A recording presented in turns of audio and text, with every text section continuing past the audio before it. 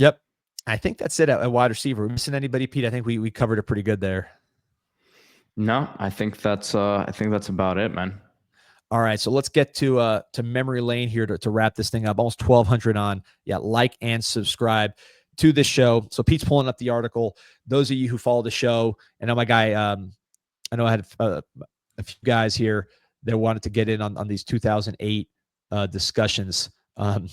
So we'll talk about this now. This is the class of 2008, the most famous recruiting class.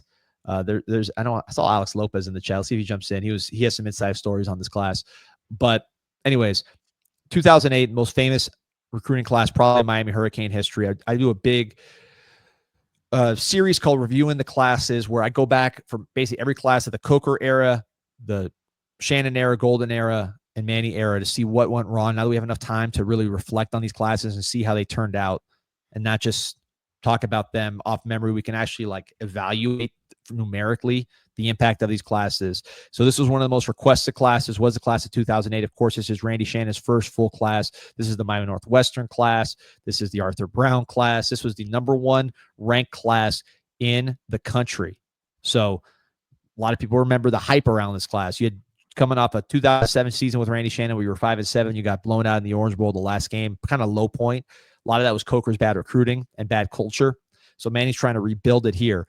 We talked about his transition class last week, the 2007 recruiting class, which was very good transition class, I thought, from Coker, who left him with basically nothing. Here you continue to add talent. You have 7 NFL players in this class, so it's not like the talent was not there. It was better than what Coker had been doing, but this was probably the worst class of the Shannon era. Believe it or not, it was the highest ranked as the #1 in the country. It was actually, when you look at the numbers, and we put this all in writing on CanesInsight.com, 7.5 million posts and counting. Remember to check it out for free. But when you break out the numbers, it's actually the worst of Shannon's classes, particularly if you look at total NFL games. You had 29 enrollees, a huge class, 7 NFL players, and only 265 NFL games. The other Shannon classes were in the 300 range with much less players in the class. So, Pete, I know this was when you started getting into recruiting. So before we dig into some of the specifics, what do you remember about this class? I was looking. The reason I was on my phone now is I was looking. I have it somewhere. One of my old Facebook profile pictures was me with Arthur Brown at a Canes basketball game when I was like in 7th grade, 8th grade. He went by the Predator, right? That was that was Willie Williams. Oh, the Predator was Willie Williams. I could have sworn that Arthur Brown also had that as his. I think he had that as his Facebook name, though. Oh, okay. Maybe they're two Predators. Mistaken. Yeah, I think that was his. I think that might have been his Facebook name, if I'm not mistaken. But no, man, this was definitely the class that got me into it. This is when I had signed up on CaneSport back in the day and was on the message boards there. I know you were on Canes time, and that obviously spawned CanesInSight. But yeah, this is when I was into it. Obviously, the Northwestern class, that's what we kind of labeled it as. But so many studs locally, a lot of Booker T guys as well. Sean Spence was probably my favorite one as I kind of scroll down here, and we'll go back to the top. But Sean Spence, it was the look, man. It was the 31. It was the dreads. He had a play I remember in the state. I don't know if it was a state title game where he blocked a punt he just like intercepted the punt and returned it all the way. Yeah, it's like and I was just, my jaw was dropped. And obviously he ended up being a really, really good player for Miami and draft pick. If not for that knee injury, who knows what he would have become. But no, so much Dade County lore in this class. And unfortunate that it didn't lead Miami to the heights that we all wanted to get to. But no, man, I think this class will always go down in history for better or for worse. Yeah, this is a class that defined Randy Shannon. I think it was for the worse just because it was so big and you had such high expectations, and also what could have been. So we'll get into it as we go through the names. But also, the other thing I remember is the drubbing of Southlake Carroll on national TV, Northwestern beating Southlake Carroll. And I think Casey Rogers was also committed, or he was on the next class.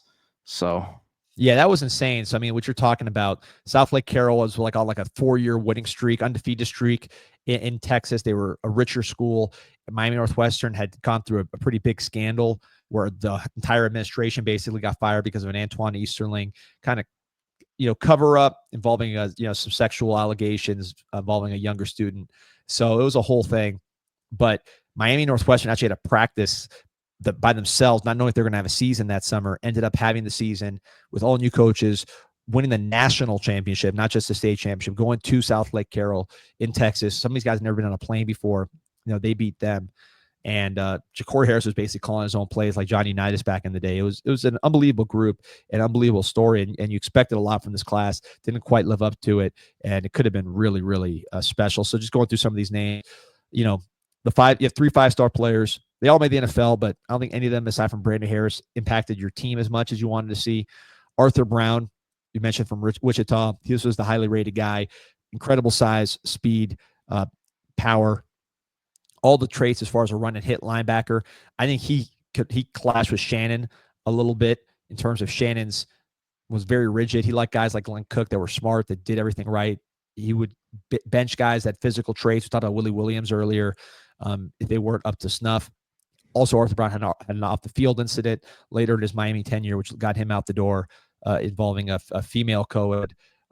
He goes to Kansas State, plays well there. I believe he was maybe an All-America, second-round pick of the Ravens, played 48 NFL games. So ended up being really pretty much close to what he was billed, but not at University of Miami. I think he just clashed with Shannon, again, the off-the-field stuff, which you see a lot with this era of recruiting.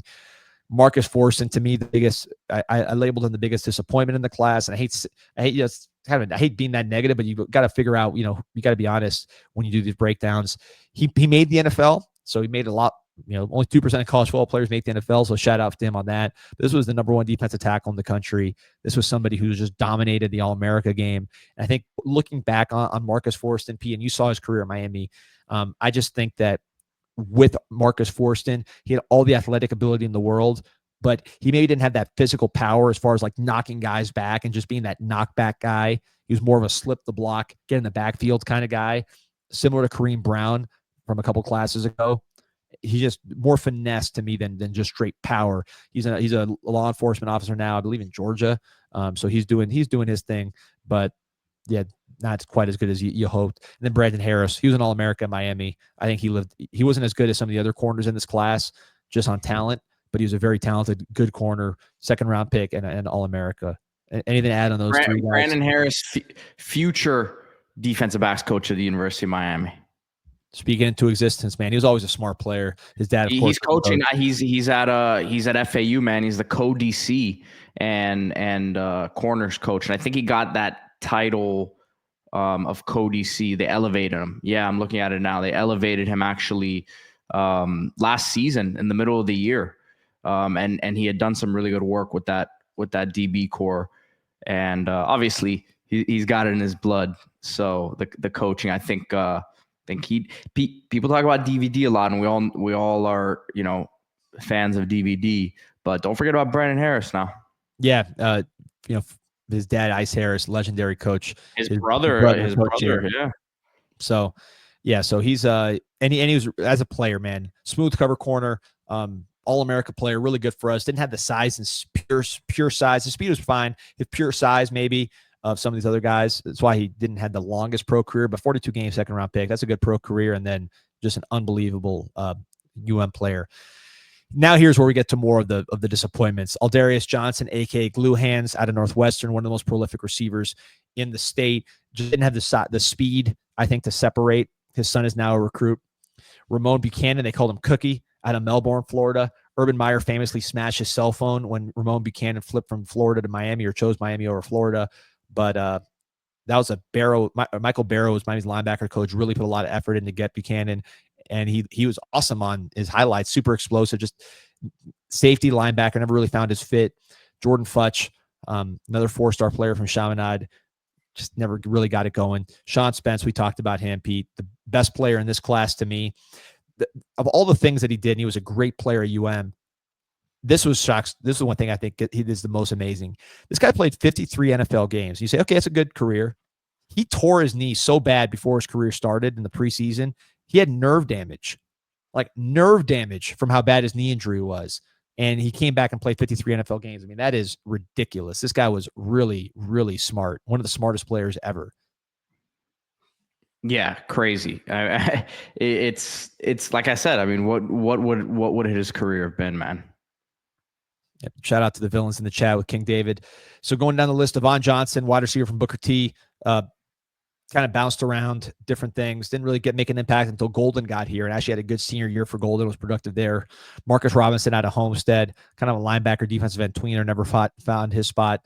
CJ Holton from Tallahassee area, the big win because you got him from the Knolls, but kind of a similar situation as a tweener, safety, linebacker. Ben Jones, Northwestern offensive lineman, solid player by the end of his career, started for Al Golden, but nothing outstanding. Tommy Streeter, we talk about him here, another Northwestern player. 6'5", track star. The big debate was always him, Aldarius Johnson, the higher rated player, but Streeter actually ended up being the better one, had a really good season for Al Golden. I just think it's a good lesson here, and we get to it later on in this article, is this: when you get two guys like this, Aldarius Johnson, Tommy Streeter, maybe Aldarius Johnson more of an early bloomer, just because Aldarius is better in high school doesn't mean he's going to be the better player. Tommy Streeter, with his pure speed, had the better career at UM and the NFL. I think sometimes speed makes a big difference. Yeah, Streeter really should have stayed another year. Obviously, we remember that story, but yeah, that's and Aldarius. Unfortunately, my remembrance of him is the injury against Florida State where he broke his. That was tough. Just going down here, Von Telemark from Los Angeles, VT, great dude. He had a neck injury that I think hurt his ability to tackle. So he played a lot of snaps, but his tackling was always kind of subpar just for what it could have been, just based on his injury. I think hurt his ability to tackle. Travis Benjamin from the Muck. This was a guy that Gators didn't want. He was 160, 150 pounds, maybe even less than that. When I saw him, he was been 140 pounds playing Northwestern in the spring game, and we basically stole him from the Gators. I think that's where he was planning to go. His teammate Deontay Thompson had gone the year before, but Travis Benjamin, we got him, immediately made a big impact. He had a great game against FSU, and he was probably the best evaluation. Just pure speed, one of the fastest players in America, ended up being one of the fastest players in the NFL. Played 111 NFL games, had 20-something touchdowns, 4 kick returns for touchdowns, kick and punt. Really, really nice NFL career for just a really, really fast, talented player coming from that Muck area right there in the western part of Palm Beach County, right by Lake Okeechobee. Great bass country. I went bass fishing there over the winter break. Just really cool area, and obviously produces more NFL players than just about any place per capita, although the demographics have started to shift. I think that's just slowed down. But Benjamin, one of those great Muck players, great evaluation. And my avatar, if you've ever seen me make posts on CanesInSight.com, 7.5 million posts and counting joined today. My avatar to this day is the $100 bill, but instead of Benjamin Franklin, it's Travis Benjamin. J. Lou, defensive tackle, switched to offensive line, rotational player. Ja'Cory Harris, quarterback. Hold on. Don't move on from J. Lou, man. He has a shout out. J. Lou has a car soap company with Rick Ross now, man. Shout out to Jeremy Lewis. He's a very talented guy. I actually thought if he would have played offensive line his whole career, he probably would have had a chance to play pro. He was a talented guy. But I want Pete, Ja'Cory Harris, man. Thoughts on him? The GOAT. I don't think there's anything else. He's one of those, man, that I said it the other day. It's funny that, not funny, it's just some of these guys have no footnotes. It's just their position and name and where they're from. But he's obviously the lore that he had, the way that he carried himself. I mean, I think he wasn't very important at that time to Miami. Unfortunately, the end wasn't great. And really, I just think that he was so tied to the Randy era that he'll be remembered that way. But I think Canes fans will always have a special place in their heart for him. Yeah, look, 3rd all-time leading passer, 2nd all-time in touchdowns. So he was a productive player for the Canes. I just think, and we'll talk about Geno Smith in the next class, disappointing how it ended with Ja'Cory. I think a lot of stuff around him hurt him. And I think the fact that he just didn't have the physical size from a strength standpoint to stand in the pocket and deliver like those lasers. He was very much a guy that liked to throw softer touch passes, but he would attack down the field. And he was an instinctive player, man. I mean, listen, if you're walking around telling your kids you're third all time in the passing yards at UM and second in touchdowns, you've done some good stuff. But also with him, it's a lot of what could have been, I think. Now he's a firefighter, serving the community. So shout out to Ja'Cory Harris. That game at FSU, Drago and Brian are remembering. I was there. I was there too.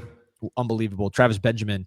And I was in the end zone. I was in the end zone that the incomplete pass was like McCarthy.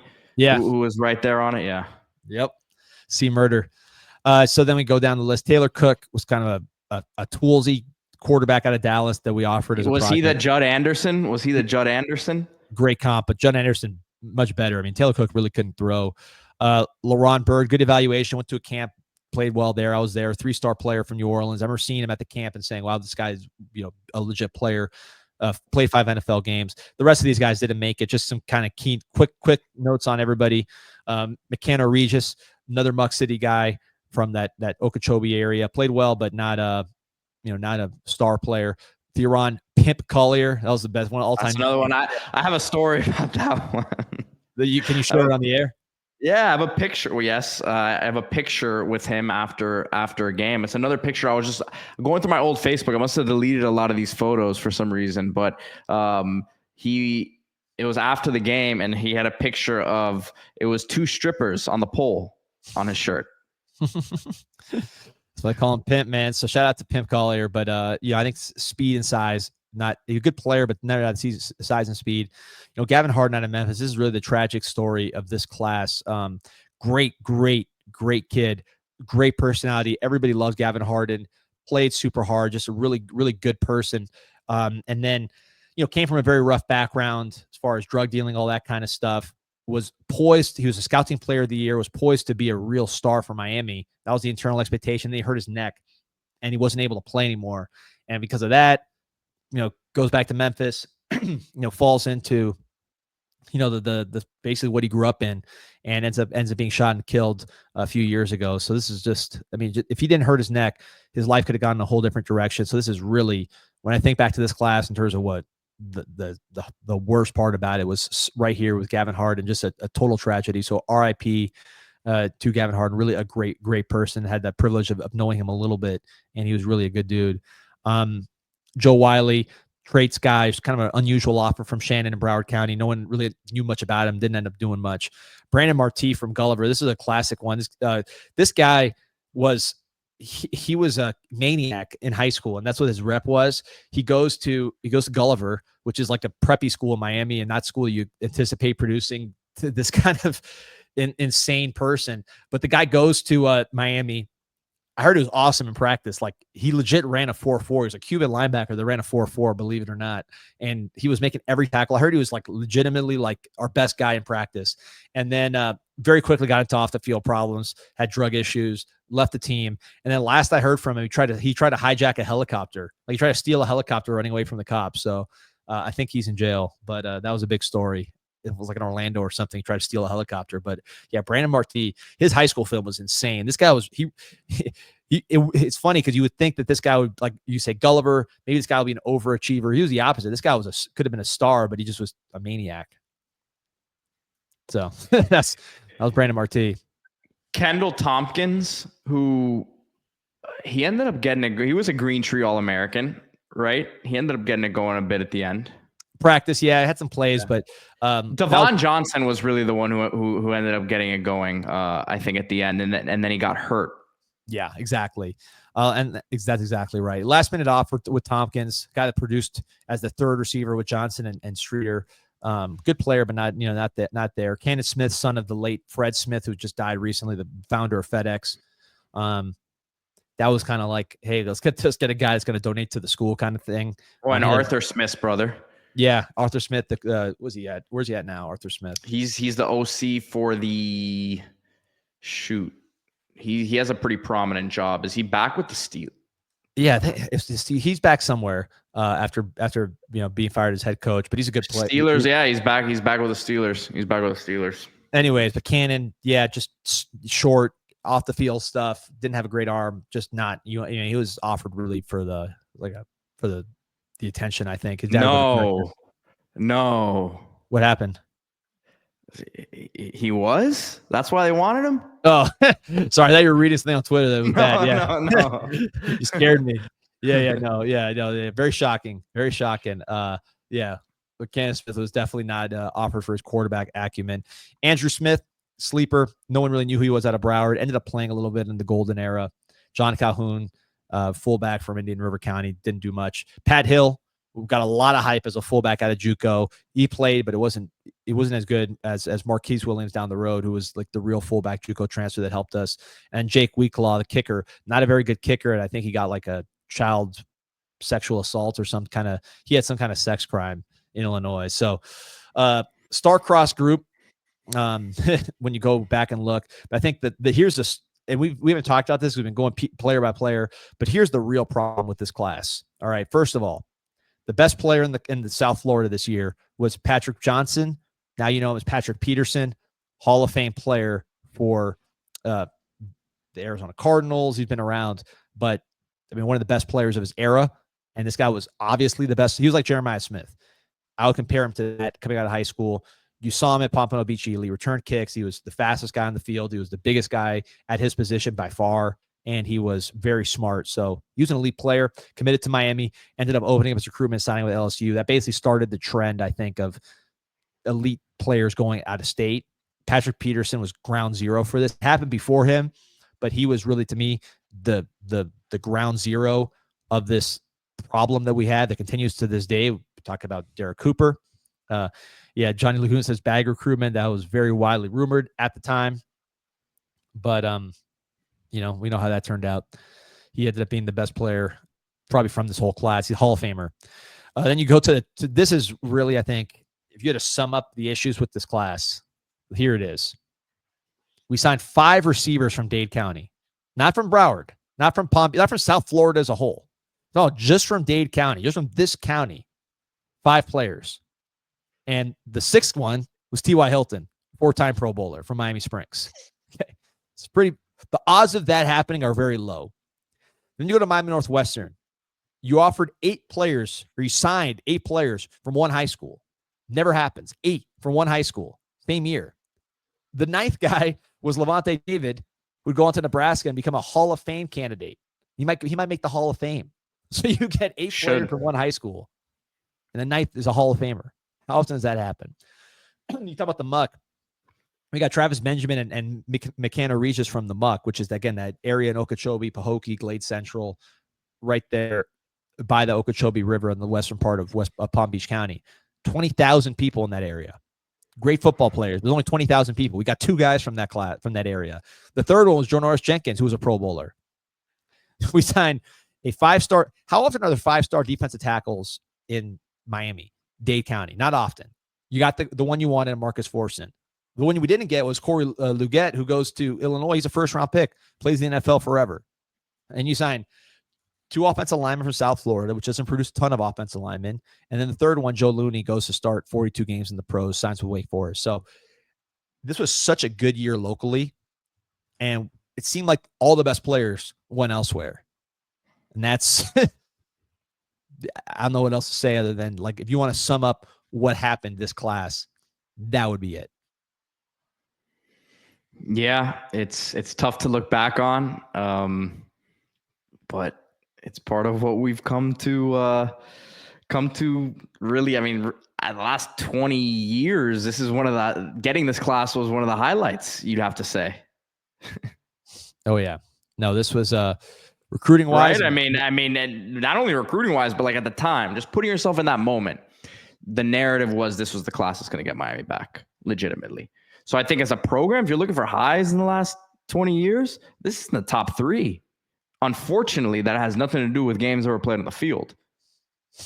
But tell me if I'm wrong. This is the best class we ever signed on paper, and the worst class of the Shannon era, although still better than the Coker classes. It was when you go through, we're going to go through a whole wrap up when these things are done. I'll show you like graphs and stuff so you can kind of see trends. Better than Coker, but worse than most. Ric Flair says, no matter who they got, the coaches. Look, the guys weren't developed. Man, the culture was so rotten. The culture was really, really rotten too. This was like a little bit before my time on campus.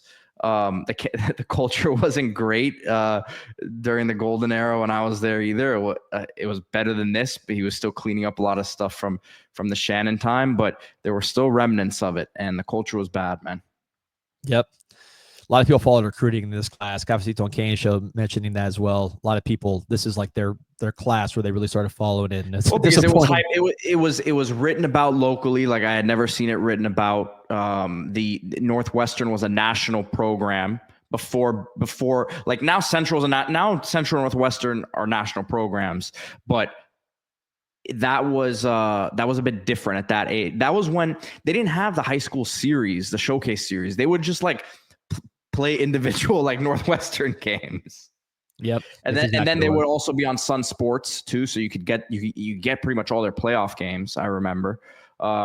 So it was like really before its time. Now we can see everything on social media. You can stream all these high school games. You can literally like buy like $10 passes to watch the games.